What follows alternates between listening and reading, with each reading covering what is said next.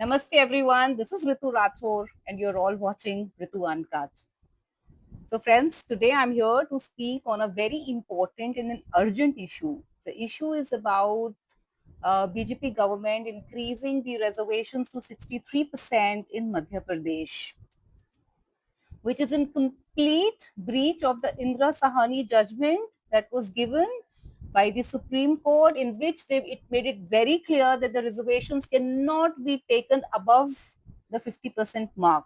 Yet, the political parties who have been ruling Madhya Pradesh for the last 7-8 years have done this task of increasing the reservations.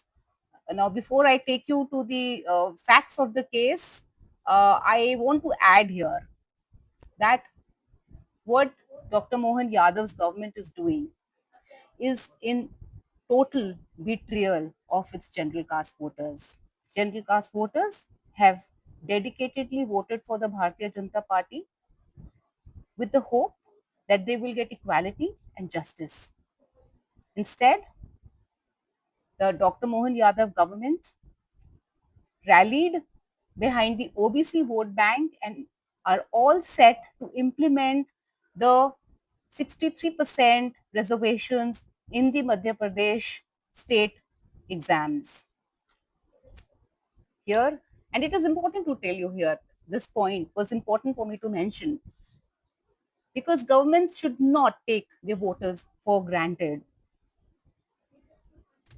Now let me take you to the facts of the case. इस case में हुआ क्या? तो 2019 में जब Kamal Nath ji Congress party जीती और उन्होंने जो है वहां पे अपनी सरकार बनाई और कमलनाथ जी जो है वो चीफ मिनिस्टर बने और उन्होंने एक लेजिस्लेशन पास करवाया जिसमें ये बोला गया कि जो रिजर्वेशन जो हैं वो अब हम 50% तो थी, हम 13% एक्स्ट्रा जो है वो ओबीसी के लिए रिजर्व कर रहे हैं, टेकिंग द मार्क टू 63%। तो जब ये लॉ बना दिया उन्होंने, स्टेट गवर्नमेंट ने इसको लॉ बनाया, तो ये हाई कोर्ट में चैलेंज हुआ। मार्च 2019 में ये चैलेंज हो गया और उसी टाइम पे हाई कोर्ट ने इस लेजिस्लेशन के ऊपर स्टे दे दिया अपना। तो जब स्टे दे दिया तो गवर्नमेंट इस लॉ को इम्प्लीमेंट नहीं कर सकती थी, तो गवर्नमेंट ने क्या करा, इन्होंने एक 87-13% का फॉर्मूला निकाला।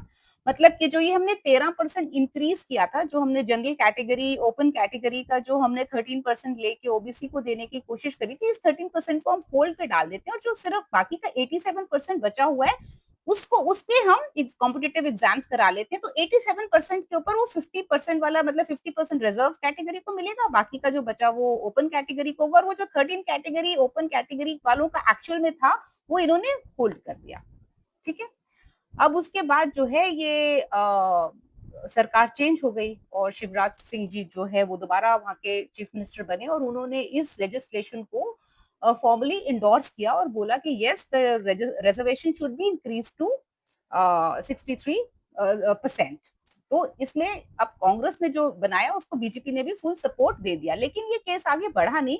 तो सरकार, क्योंकि हाईकोर्ट का स्टे था, तो बीजेपी सरकार इसमें कुछ कर नहीं पाई और जब वो अभी दोबारा जीत कर आए और डॉक्टर मोहन यादव जो है वो सीएम बने, वो भी इस पे कुछ टाइम तो बैठे रहे, लेकिन फिर क्या हुआ, ओबीसी मूवमेंट जो है हमें एकदम से बढ़ती हुई दिखाई दी। ये लोग अपनी डिमांड करने लगे कि जो हमारे लिए 13% आपने एक्स्ट्रा जिसका लॉ बनाया था वो हमें दीजिए। तो क्योंकि सरकार उस टाइम पर जो था वो स्टे चल रहा था, तो ये ओबीसी जो सभा थी ये सुप्रीम कोर्ट में गई और इन्होंने जून 2025 में ये लोग गए और इन्होंने सुप्रीम कोर्ट में जाके पिटीशन लगाई कि हमारे को सरकार लॉ बनाकर भी जो है हमारा इंक्रीज नहीं कर रही है रिजर्वेशन। तो सुप्रीम कोर्ट ने मध्य प्रदेश गवर्नमेंट को समन किया। तो डॉक्टर मोहन यादव ने ऑल पार्टी मीट बुलाई और उस ऑल पार्टी मीट के अंदर उन्होंने सबका सपोर्ट लिया और सुप्रीम कोर्ट को जाके बोला कि हम लोग जो है वो हाई कोर्ट में ने हमारे को स्टे दे रखा है, तो हम उसके विरुद्ध कैसे जाएं। तो सुप्रीम कोर्ट उनको बोलता है गवर्नमेंट को कि एक एम्बिगुअस स्टेटमेंट देता है सुप्रीम कोर्ट के जजेस कि आपको किसी ने रोका तो नहीं है, nobody stopping you from implementing the 13% increase, आप करिए आपको जो करना है। लेकिन हाईकोर्ट का जो स्टे था उसको उन्होंने नलिफाई भी नहीं किया सुप्रीम कोर्ट ने। तो इस सिचुएशन के अंदर जो है डॉक्टर मोहन यादव ने बोला कि अब हम सारी पार्टीज ने तो हमें कॉन्सेंट दे ही दिया है कि they all are in agreement कि ये रिजर्वेशन बढ़ना चाहिए, तो ये हम जो है इस केस को लेके अब प्रॉपरली सुप्रीम कोर्ट में ही जाते हैं और इसका फाइनल डिसीजन लेते हैं। तो अब ये केस 22 सितंबर को जो है डे टू डे हियरिंग के लिए सुप्रीम कोर्ट पे लगा हुआ है। तो right now general caste has been totally isolated, whereas the OBC Samaj, the government, the opposition party are all united to increase the reservations. इन्होंने जो है वो बड़े बड़े वकील खड़े करे हैं और जो सरकार को वकील रिप्रेजेंट करेंगे वो solicitor general of India Tushar Mehta represent करेंगे सुप्रीम कोर्ट के अंदर। और ऐसा जो हमें समझ में आ रहा है कि भी जनरल कास्ट हिंदूज के पास जो है इतना कोई बड़ा वकील अपना सपोर्ट देता हुआ नहीं सामने दिख रहा है। इस पॉइंट के ऊपर मैं आपको एक और भी बात बताना चाहूंगी, थोड़ी सी इससे ऑफ है लेकिन आपको ये कॉन्टेक्स्ट समझना इंपॉर्टेंट है कि ये एक वन ऑफ इशू नहीं है, ये हर स्टेट में करा जा रहा है। और अगर हमने इसको आज नहीं रोका, अगर हम नहीं लड़े तो ये पूरे भारत में हर एक स्टेट में इसकी आग लगने वाली है। अभी रिसेंटली उत्तर प्रदेश सरकार ने 4 मेडिकल कॉलेजेस में सिर्फ 9% सीट्स ओपन सीट्स रखी और बाकी सब रिजर्व्ड।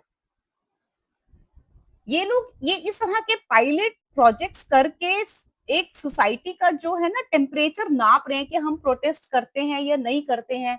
थैंकफुली इसके ऊपर इसके अगेंस्ट भी जो है वो इलाहाबाद हाई कोर्ट में, लखनऊ हाई कोर्ट में पिटीशन लगी और लखनऊ हाई कोर्ट के सिंगल बेंच जज ने जो है इसको खारिज करा और यूपी गवर्नमेंट को बोला कि आप ये नहीं कर सकते हो और आप इसमें जो है एडमिशन सबको आपको ये जो प्रॉपर नियम है 50% आपको वही करना पड़ेगा। तो अब सरकार फिर जो है हाई कोर्ट में जो है यूपी गवर्नमेंट गई है कि अब जो है बड़े बेंच में 2 डिविजनल बेंच में जो है वो पिटीशन लगी है। अब देखते हैं उस हालांकि उस बेंच ने भी जो है अपहेल्ड किया है सिंगल जज का जो डिसीजन था और यूपी गवर्नमेंट को बोला है कि you can not do this. लेकिन बात यहाँ पर यहीं पर आती है कि यूपी में कुछ कर रहे हैं, एमपी के अंदर इंक्रीज कर दी, उधर मध्य प्रदेश के अंदर भी सॉरी महाराष्ट्र में भी जो है बीजेपी गवर्नमेंट ऑल सेट है टू इंक्रीज दी रिजर्वेशंस। तो ये एक ऑलरेडी चिंगारी बड़ी आग लेती हुई दिख रही है और अगर ये नहीं लड़ा गया, मैं बार बार इसको रिपीट करती हूँ so that you know I at time repeat so that you people understand that ये कितना बड़ा प्रॉब्लम है। तो इसको फाइट करना बहुत इंपॉर्टेंट है। अब इसको फाइट करने के लिए हमको कुछ इंटेलेक्चुअल एम्यूनेशन चाहिए, करेक्ट, कि हम भैया इसको कौन से बेसिस पे, लॉ के कौन से बेसिस पे जो है हम इसको फाइट करें। तो हमको सबसे पहले अब हमको जाना पड़ेगा हमारे पास्ट में, जब हमारे को इंडिपेंडेंस मिली और जब हमारी रिपब्लिक जो है पार्लियामेंट में कॉन्स्टिट्यूएंट असेंबली इन सब चीजों के ऊपर डिस्कशन कर रही थी तो क्या डिस्कशन हुई थी जब रिजर्वेशंस को जो है वो डाला गया था। तो पहले एक बहुत इंटरेस्टिंग बात यह है कि हमारे कॉन्स्टिट्यूशन के किसी भी आर्टिकल में ये स्पेसिफिकली नहीं लिखा है कि आपको जो है रिजर्वेशन देना है। वो एक कुछ प्रोविजंस बनाता है कॉन्स्टिट्यूशन और वो बोलता है कि गवर्नमेंट देख ले कि वो उसको अगर कुछ बनाना है इनको यूज करके तो बना ले। ऐसा स्पेसिफिकली रिजर्वेशंस देनी है कॉन्स्टिट्यूशन के किसी भी आर्टिकल में नहीं लिखा। और जब कॉन्स्टिट्यूएंट असेंबली बैठी थी इसके ऊपर तो एक मैं पढ़ रही थी उसकी प्रोसीडिंग्स, उसके अंदर जो है कॉन्स्टिट्यूएंट असेंबली ये डिस्कस कर रही है कि एक बहुत प्रेशर आ रहा था ओबीसी ग्रुप्स में से कि वहां से कि हमें रिजर्वेशंस दी जाए, जैसे आपने एससी एसटी को रिजर्वेशंस दी हैं वैसे रिजर्वेशंस हमें भी दी जाए।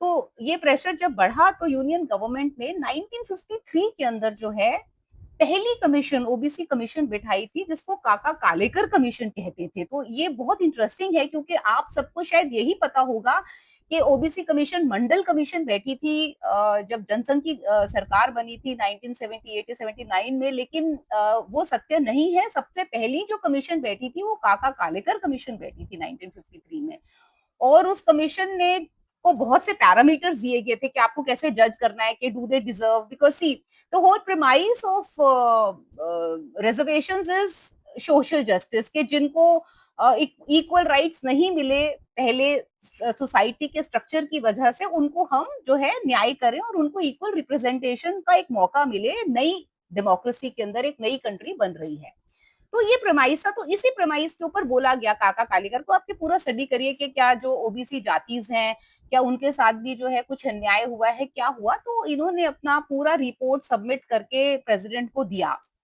और बोला कि हाँ जो है ओबीसी को भी रिजर्वेशन मिलना चाहिए, एंड वो 27% उन्होंने उसको रिकमेंड किया, if I am not wrong. लेकिन समथिंग हैपेंड, मे बी शायद उनकी कॉन्शियस जाग गई और उन्होंने जो है वो अपनी रिपोर्ट सबमिट करते हुए जब प्रेसिडेंट को एक नोट लिख दिया उसके ऊपर कि आप इस रिपोर्ट को इग्नोर कर दीजिए टोटली। तो क्यों इग्नोर कर दीजिए? क्योंकि उन्हें पता था जो रिपोर्ट यहाँ पे लिखी गई है वो एजेंडा बेस्ड है, वो सत्य नहीं है। तो बहुत इंटरेस्टिंग हमको यहाँ पर जो है वो एक ऑब्जर्वेशन देखने को मिलती है कि काका कालेकर ने इसको बोल दिया था कि आप इस रिपोर्ट को कंप्लीटली इग्नोर करिए। तो ये हमारे फेवर में एक बहुत इंपॉर्टेंट पॉइंट है, और ये इंदिरा साहनी ने जब जजमेंट दी थी तो ये उस रूलिंग के अंदर भी बहुत स्पेसिफिकली मेंशन्ड है। दूसरी बात, स्वयं डॉक्टर अंबेडकर को ही जब हम सुने, जब वो कॉन्स्टिट्यूएंट असेंबली में उनका क्या ओपिनियन था इसके बारे में, तो डॉक्टर अंबेडकर ने भी बड़े क्लियरली जो है वो इस चीज को मेंशन करा है कि रिजर्वेशंस कभी भी मेजॉरिटी नहीं होनी चाहिए, वो हमेशा माइनॉरिटी में ही रहनी चाहिए।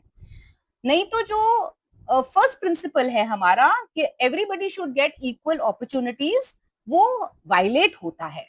तो रिजर्वेशन 10% हो, 20% हो, 30% भी हो सकती हैं, लेकिन रिजर्वेशन कभी मेजोरिटी नहीं होनी चाहिए, 60% नहीं होनी चाहिए, 70% नहीं होनी चाहिए, क्योंकि उससे जो फर्स्ट प्रिंसिपल है वही वायलेट हो जाएगा। तो वेरी क्लियरली हमको यहाँ पर सामने दिख रहा है कि हम क्या, हमारे जो उस टाइम के जिन्होंने कॉन्स्टिट्यूशन लिखा, जो हमारे वहां के जो मेंबर्स थे, वो क्या सोच रहे थे, उनकी क्या एक विजन थी कंट्री को लेकर, वो बहुत क्लियरली हमें वहां देखने को मिलती है।